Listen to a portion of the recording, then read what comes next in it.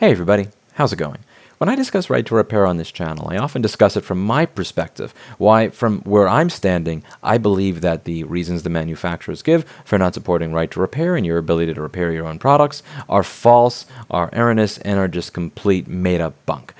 But I often don't discuss it from the actual perspective of the manufacturer. Today, with the help of a viewer and listener, I'd like to discuss from the perspective of the manufacturer, from where they're standing, how their own arguments make no sense and are not supported by their own actions or practices. This is a letter that I received from a listener and a viewer about John Deere. I'd like to read it to you all. Hello, Lewis. I'm a large fan of your channel, and I believe in backing right to repair. And I was inspired by your Sears and Roebuck video to show you some John Deere stuff. This is my 1939 John Deere Model A. The service manual to it includes everything you need to repair your machine. Prior to 1960, John Deere used the now famous two-cylinder design. This is a very basic engine style that heavily copied other machines of earlier times. They used this design from 1923 with the Model D up until 1960 with what is called the 30 series. The main advantages of this was the fact that the farmer could repair these machines. Here is a link to John Deere's website explaining it somewhat. This link is totally defunct, so I'm just going to archive.org it down below for anybody who wants to check it out. The reason I'm going over this and sending this to you is simple. John Deere is lying. If they were doing this for EPA reasons, then certainly things would not be sold. John Deere, to this day, still sells parts to my Model A. Over 80 years later, they still produce parts for my machine, which has zero EPA or emission standards in its design. My machine is what is called an all-fuel model. John Deere had a manifold coming from the carburetor to the intake of the engine that would atomize the fuel prior to combustion. This allows vintage John Deeres to burn any combustible fuel. My machine will operate on gasoline, kerosene, diesel, used motor oil, cooking oil, automatic transmission fluid, etc. I have the dealer brochure to my tractor explaining as to how these machines are able to burn cheaper fuel. Now, besides the versatility this provides, the EPA emission standards on these old girls are none. John Deere is still producing parts for machines, and a dealership will, to this day, happily do an overhaul job of the engine of my machine. I feel perhaps you can take a minute to look at into this complete reverse on what made John Deere an American icon. The reason every farmer dreams of a green tractor was this crude design that the average man can repair. Also, this is not the end of it as well. John Deere's dealership will install high compression pistons and lengthen the stroke of the engine.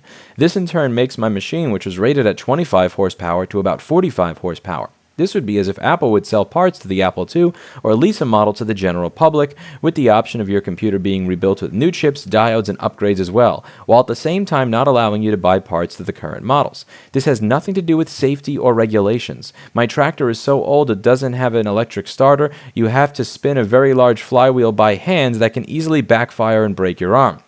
They used to bring the tractor to your farm, teach you how to operate it, and their advertising at the time shows it as well. Here's some links, and I'll include down below. You can clearly see that they advertise cheaper, easier repairs on their machinery. They to this day hold this mentality as John Deere heritage. Dealerships will pay people to bring their machine to the dealership to display. This is to show the reliability and long-term investment a John Deere tractor or piece of equipment is. They want to hold this above us while bricking modern machines for extra profit and the excuse of safety. Figured you'd enjoy bringing this up. Keep up the good fight, and indeed I do enjoy bringing this up. I very much so enjoyed bringing this up, and there were some very interesting pieces here in the advertising materials that I thought would be interesting to share with you nowadays, because it's just not something you're going to see much anymore. So this one's called the Waterloo Boy. The Waterloo Boy is a farmer's tractor, plenty of power and low cost of operation. Low cost of operation are big factors in making a tractor satisfactory to you. In addition to those two important features, ease of operation means a great deal. You want a tractor that you can care for and operate yourself, just as you do with your grain binder, manure spreader, etc. And you get the benefit of these advantages while you operate the machine yourself. Don't fail to give that last point full consideration. It is one of the big advantages of the Waterloo Boy construction, an advantage that makes the Waterloo Boy stand out as a farmer's tractor. All working parts easy to get at. All working parts easy to get at. You stand up while you make whatever adjustments may be necessary to motor or gear parts. In a short period, with the Waterloo Boy instruction book to help you, you can master the working details of the tractor and be ready to give properly whatever attention is required. When you go to the dealer's store to see the Waterloo Boy, be sure to note its sturdy simplicity and easy to access working parts. Easy to access working parts. When you take that and you take the company that had these advertising materials that stood for this ideal, and you compare and contrast that to the company that now sends lobbyists to legislative hearings to try and prevent farmers from being able to fix their own stuff, it's absolutely effing shameful what has happened here. And you can see that there are some, I guess, are some positives to this. I mean, if you take a look at John Deere, and listen, I wish I was an investor 10 years ago. I probably would have been better off for it than with my own personal stock picks. But this is where we're at right now, where many of these companies have policies in place where they claim that you can't fix this yourself because it may emit more afterwards. Yet they're more than happy to fix and sell parts to a device that is just a giant puffer of pollution, depending on what fuel you put into it. And they're happy to maintain it for you just fine. I thought it would be interesting to share this with you all.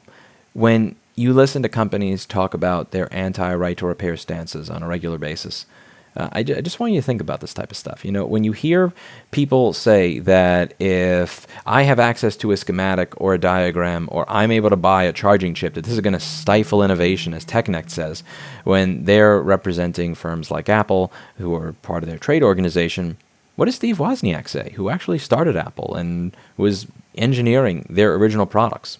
He says that the very reason that he was able to do a lot of the stuff that he was because he was able to mess around with stuff like this in a manner that you're not allowed to today. When a company says that this is a really bad thing, that you really can't have people fixing things because of emissions, they're fixing devices that are literal choo-choo trains of debris at this point when you think about it. I mean, a 1939 design is most certainly going to have horrible emissions. In contrast, even the biggest polluter today, they're happy to sell you parts to fix it just fine, while lobbying against your ability to repair the expensive ones, because that makes them money. It's important to understand what this is all about at the end of the day. It's about money, and it's about control. And if they can control what you do, they can make more money. That's it for today, and as always, I hope you learned something. I'll see you all in the next video. Bye now.